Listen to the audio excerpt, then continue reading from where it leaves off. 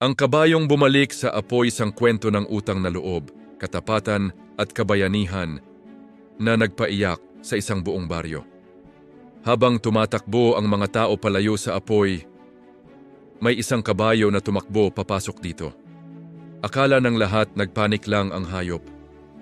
Pero ilang sandali pa, may lumabas mula sa apoy na magpapatahimik sa buong baryo. At sa gabing iyon, napatunayan ng isang kabayo na ang tunay na bayani, yan minsan ay hindi tao. Sa isang maliit at tahimik na baryo sa Bukidnon, may isang matandang magsasaka na kilala ng lahat. Ang pangalan niya ay Mang Rafael. Simple lang ang buhay niya. Wala siyang malaking bahay, wala siyang maraming lupa, at wala rin siyang pamilya na kasama sa bahay. Matagal nang namatay ang kanyang asawa at ang kanyang anak ay lumuwas na sa Maynila upang magtrabaho. Kaya halos mag-isa na lang siya sa maliit niyang kubo sa gilid ng bukid.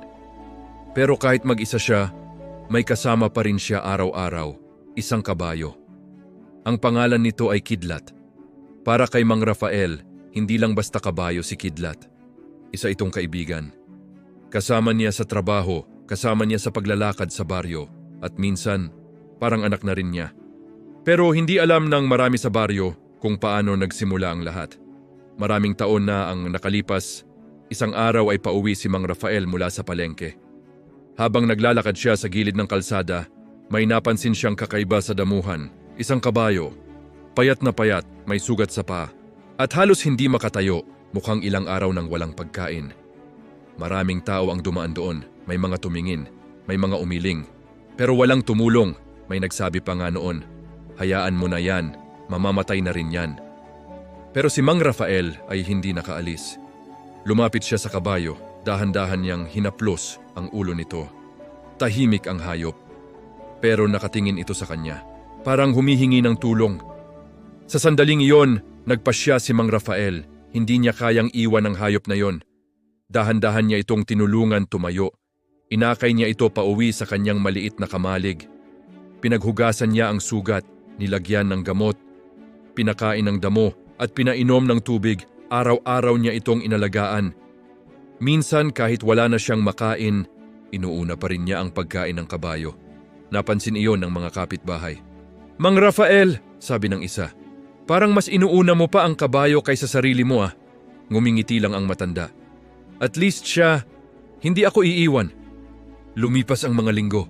Unti-unting lumakas ang kabayo, nawala ang mga sugat at isang umaga.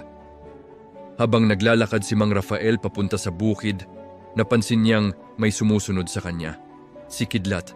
Mula noon, hindi na sila halos naghiwalay. Kapag nag-aararo si Mang Rafael sa bukid, nasa tabi si Kidlat. Kapag nagpapahinga siya sa ilalim ng puno, nakahiga si Kidlat malapit sa kanya. Kapag pumupunta siya sa baryo, sumasabay ang kabayo. Minsan nga sinasabi ng mga kapitbahay, parang naiintindihan ka ng kabayo mo. Ngumingiti lang si Mang Rafael.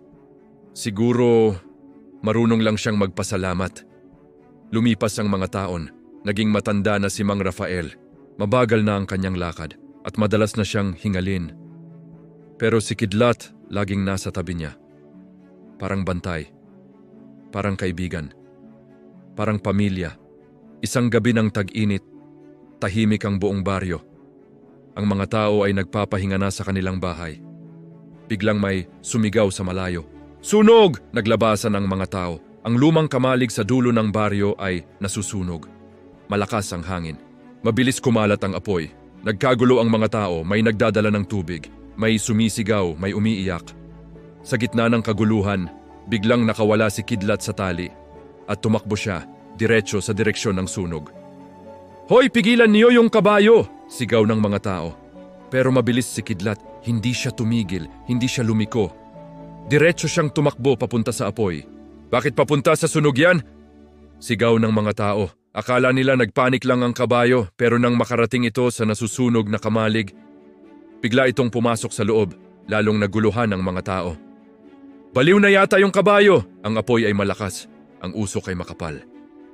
Kahit ang matatapang na lalaki sa baryo ay hindi makapasok.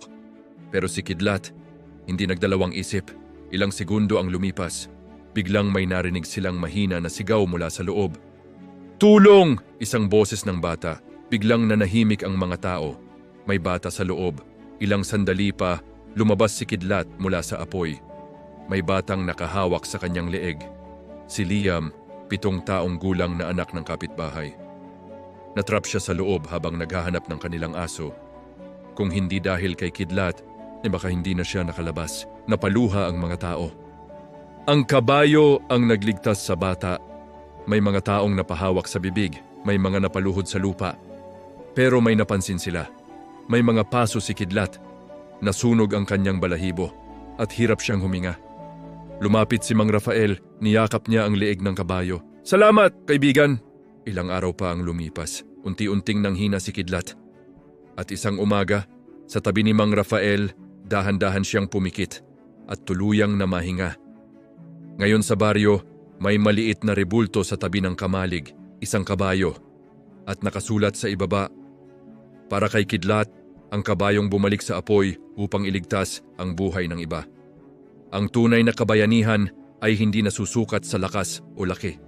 Minsan, ang tunay na bayani ay isang nilalang na marunong lamang magpasalamat at magmahal. Kung ikaw ang nasa sitwasyon ni Kidlat, tatakbo ka ba papunta sa panganib upang iligtas ang iba?